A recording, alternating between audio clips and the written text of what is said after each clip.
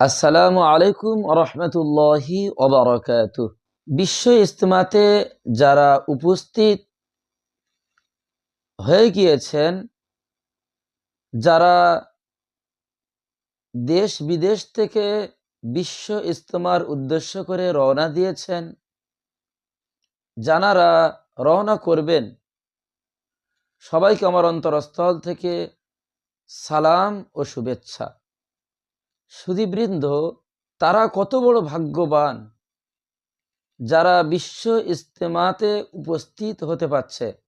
যে বিশ্ব ইজতেমাতে উপস্থিত হয়ে তানারা নিজের গুনাহগুলোকে মাফ করে নেবেন, আল্লাহ সুবহানাহু ওয়া তাআলার রহমতের ছায়া পাবেন, ফেরেশতাদের মাগফিরাতের দোয়া পাবেন এবং নেক বখত আল্লাহওয়ালা বুজুর্গ এবং উলামা একরামদেরকে খাস দোয়া নিয়ে বাড়িতে ফিরবেন।